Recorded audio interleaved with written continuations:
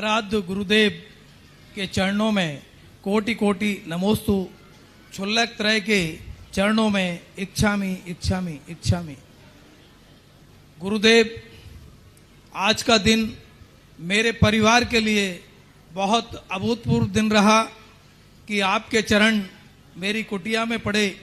मेरी कुटिया धन्य हो गई और हमारे परिवार का जीवन भी धन्य हो गया। गुरुदेव, अभी मैं विद्वत संगोष्ठी में सुन रहा था कि पार्श्वनाथ स्वामी उनका लोक व्यापी प्रभाव है। गुरुदेव, उस युग में पार्श्वनाथ भगवान थे और कमठ ने उपसर्ग किया और किंचित भी विचलित नहीं हुए, इसीलिए वो उपसर्ग विजेता कहाए। और गुरुदेव, पार्श्वनाथ भगवान के अनेक नाम थे, अनेक अलंकरण थे। गुरुदेव, पार्श्वनाथ भगवान उस युग के उपसर्ग विजेता थे और गुरुदेव आप इस युग के उपसर्ग विजेता हैं। पार्श्वनाथ भगवान के ऊपर तो एक कमठ ने उपसर्ग किया था, गुरुदेव आपके ऊपर तो कई कमठ उपसर्ग कर रहे हैं और आप किंचित मात्र भी विचलित नहीं हैं, बल्कि और प्रसन्न होते जा रहे हैं और आपकी ख्याति दिन प्रतिदिन बढ़ती जा रही है।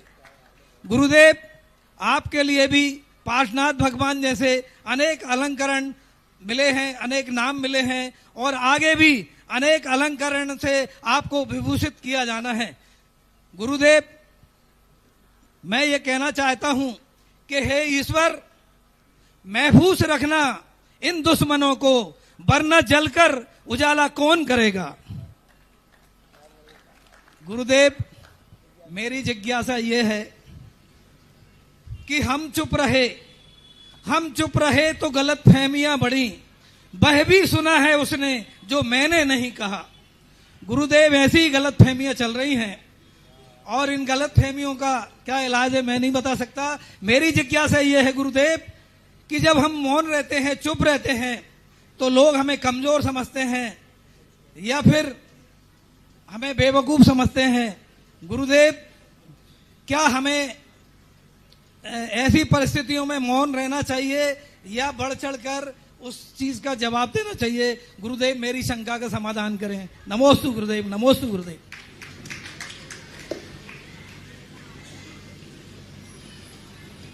पत्रकार महोदय है महाराज जी। तो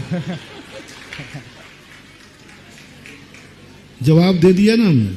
हाँ जवाब दे दिया है। आचार्य सिंह हमेशा कहते थे, कई विद्वानों और बेनाड़ा जी के मुख से मैंने सुना कि जब भी कोई विवादित ऐसी चीजें हों तो उनको प्रचारित होने की जगह, प्रचारित करने की जगह, चाहे साधु हो, चाहे वृत्ति हो, चाहे विद्वान हो, यदि मौन लेते हैं तो अप्रभावना से भी बचेंगे और निंदा से भी बच जाएंगे। और गुरुजी ने आज वो ही जवाब जो आचार्य सिंह देते थे अभी आपको दिया है। देखो,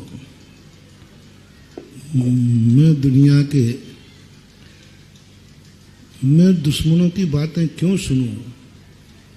मेरे कान इतने छोटे हैं कि मैं भक्तों की नहीं पूरी सुन पा रहा हूं। भक्त बेचारे खड़े रहते, महाराज जी 2 मिनट, मैं क्यों उनके संबंध में बोलूं? मैं भक्तों से नहीं बोल पा रहा हूं जो मेरे 2 शब्दों से वो अपनी जिंदगी को धन्य मान लेते हैं। मैं प्रवचन में उनके लिए रास्ता क्यों बताऊं? मेरे भक्त हाथ जोड़कर के रास्ता मांगने के लिए खड़े हैं। तो मेरी ताकत तो मेरे भक्तों को है। प्रवचन में भी मैं कहता हूं कि मैं जो कुछ भी बोलता हूं अपने भक्तों के लिए बोलता हूं। एक बाप जो भी कमाई करता है अपने बेटों के लिए कमाई करता है। साधु जो भी कमाता है अपने भक्तों के लिए कमाता है। इसलिए भक्तों के लिए मैं सुबह 1.5 घंटे बोलता हूं, शाम को 1.5 घंटे बोलता हूं और बीच में भी 1.5 घंटे बीच में बोलता हूं। कितने घंटे हो गए?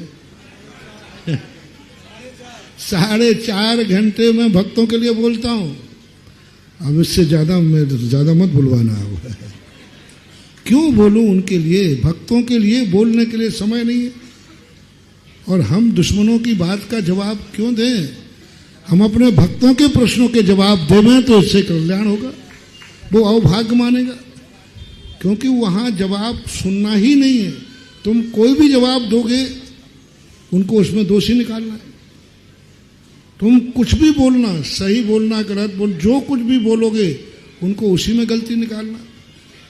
तुम नहीं बोलोगे तो कायर समझेंगे, बोलोगे तो फिर भी और बोलेंगे। इसलिए किंकांग की पद्धति अपनाओ। एक किंकांग नाम का पहलवान हुआ है, किंकांग नाम का एक पहलवान हुआ, वो बहुत पेट बड़ा हुआ था। वो सीधा जाकर के सबसे पहले खड़ा हो जाता, सामने वाला पहलवान को जितना मारना खूब पिटता था जम के, वो कुछ नहीं करता था, मुक्के मार दे, खूब मार दे, खूब मार देते। अंत में वाला मारने वाला जब थक जाता था तो धीरे से उठा के यूं पटक देता था। पुरुष ने कभी भी आज तक उसने कभी भी हार खूब पिटा जम, बिल्कुल सीधा जाके जो तुझे करना है कर डाल। तो सामने वाला उसका खूब जम के कचूमर निकालता बहुत, और अंत में थकेगी, वो थका था और बस अंत में जब 2 मिनट शेष बचते थे वो उठा करके फेंक देता था। और वो थका हुआ जो था, जो पहले थक चुका था, वो इस तरीके से पहले ही थक गया था, उठा के फेंकते वो 10 तक गिनती में तो उठ ही नहीं पाता था। बस यही नीति अपनाओ, इनको जितना करना है करने दो, लगे जितना बार से जितना सब करने दो, अंत में 2 मिनट में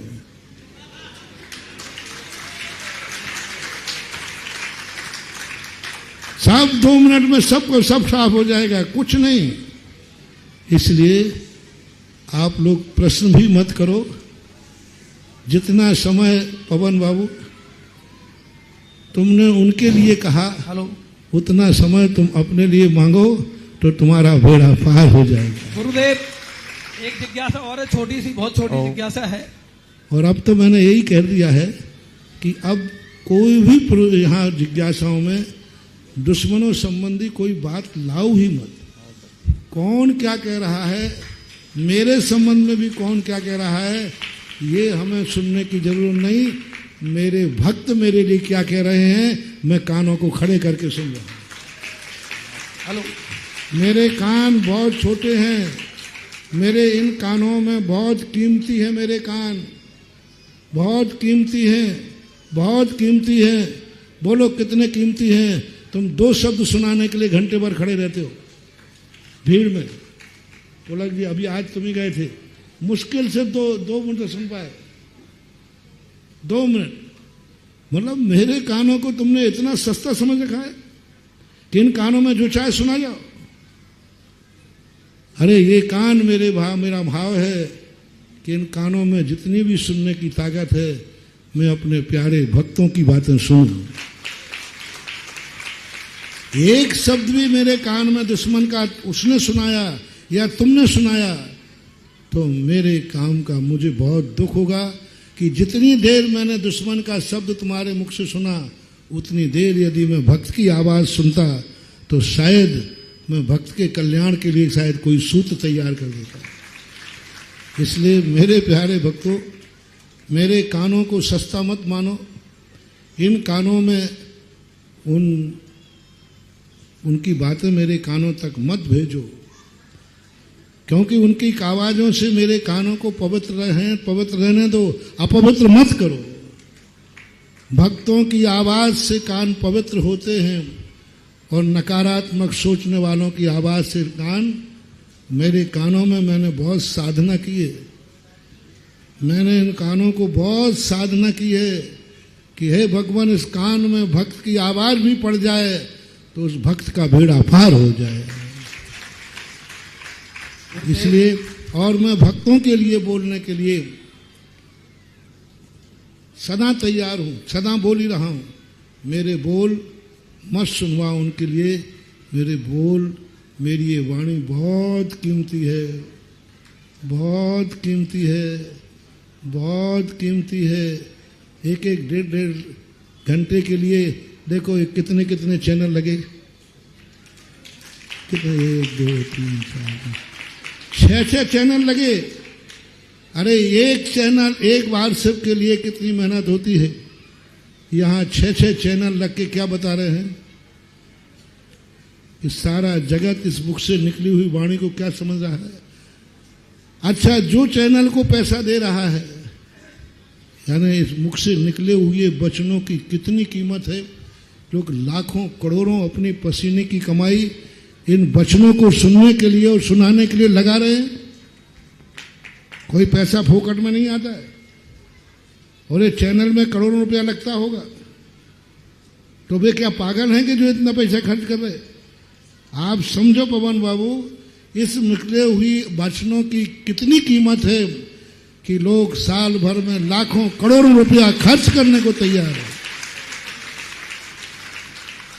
मुंह से निकले हुए शब्दों को करोड़ों की कीमत, और अवभाग्य मान के कहते हैं मेरा जीवन धन्य हो गया कि मैंने